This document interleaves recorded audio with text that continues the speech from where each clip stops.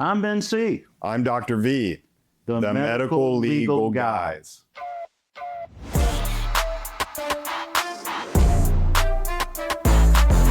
Hello, I'm Dr. Vigna. We are seeing some very big bed sores coming from level 1 trauma centers. And this is quite disturbing because level 1 trauma centers are supposed to be an exceptionally safe place for people who have suffered serious injury or illness. And we are seeing bed sores develop at level 1 trauma centers, and simply these facilities, their doctors are discharging these serious injuries to nursing homes without future treatment. I agree with you. A level 1 trauma center, if you go to downtown Dallas, Texas, or near downtown Dallas, Texas, you're going to see Baylor Medical Center.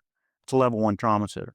You go to Parkland Hospital, level 1 trauma center. Other cities, if you see those big hospitals that are taking in a lot of patients and they have staffed emergency rooms, those are mostly going to be all level 1 hospitals. There are hospitals that aren't level 1 that are certainly great hospitals and do good work, but they're just not of that ilk, right? So it's very unusual that you would think that you would see neglect and bed sore type developments in level 1 trauma centers. It just shouldn't happen. Yeah, so we have two cases that come to mind, one from the University of Chicago, a level 1 trauma center, and one involving the University of Pennsylvania, level 1 trauma center, Lancaster General Hospital.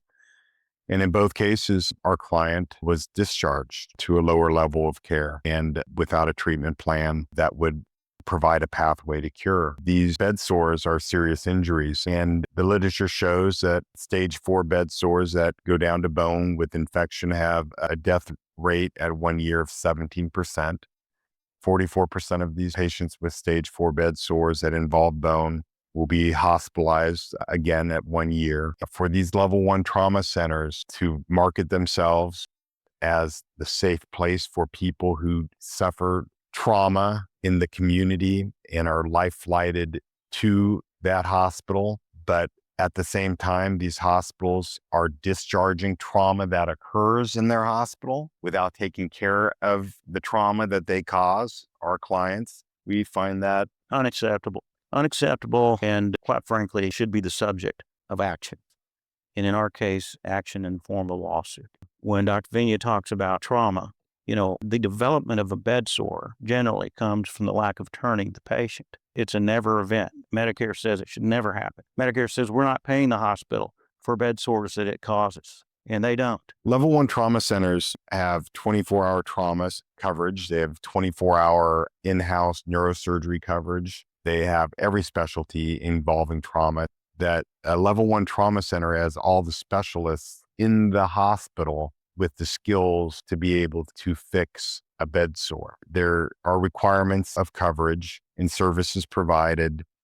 There are requirements in terms of kind of a multidisciplinary approach, an approach to care that provides a safe environment of care, communication within transfers from one floor to another, and protections for the public as to the institution, that a level 1 trauma institution should be a safe place, top to bottom. For patients to develop a stage 4 bed sore, we understand that these things may happen, okay? And they're the results of negligence. But for a level 1 trauma center, with all the specialists in-house with the skills to manage a bed sore, to simply discharge patients to fend for themselves with a gigantic sore to a nursing home or lower level of care without the specialists who can manage these types of problems, it's very disturbing. And personally, I unfortunately had 2 grade 4 bed sores that occurred under my watch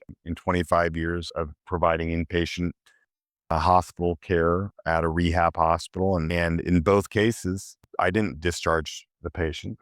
I figured out a way to find a plastic surgeon to fix these wounds. I managed the wounds, I prepared the wounds, and we cured the wounds. And I did this at rehab hospitals, okay? And for a level 1 trauma center to take care of trauma, but not take care of the trauma that occurs in their facility, it's despicable conduct, in my opinion. It's almost unbelievable. It is believable because it happened, and it's happening a lot. We represent a lot of people, a lot of families whose family members have had this event, the development of a decubitus ulcer, also known as a bed sore, also known as a pressure sore. And a lot of times they do happen in nursing homes where the level of care is many times less than a hospital. Quite frankly, they happen in step-down nursing facilities, long-term acute care facilities, short-term facilities, and basically any type of hospital you can find. There are folks that unfortunately and tragically have developed these bed sores through the negligence of the folks at those facilities. We talk about the level 1 trauma centers. It happens everywhere. Just really surprising, the level of this mismanaged care. And we have reason to believe that there are serious basic reasons for it that have nothing to do with the hospital itself, except for who owns it and what kind of money is being spent on the care and what kind of employees are they able to hire, because what are they doing with the money that they're making? Who is this? Is this going to investors? Is this going back into the hospital to help treat patients? And we're seeing more and more and more that it doesn't appear that the folks are churning back in the money that's being made into their care, and that it's almost profits over safety. And profits over safety leads to tragic events. And in many instances, it is the seminal reason why the bad care occurs. And the level of ambivalence for treating physicians where a wound occurs under their watch, I find very disturbing. The nurses that were on my ward and at my hospital, if there was a pressure injury, they were to call me. They knew I would be showing up, and I would tell them when that patient should be ready in turn with the wound care team. And we would make steps to make that patient safe. So these level 1 trauma centers, they're not only causing the bed sore, but they're not acting affirmatively to make sure that patient is safe from further injury.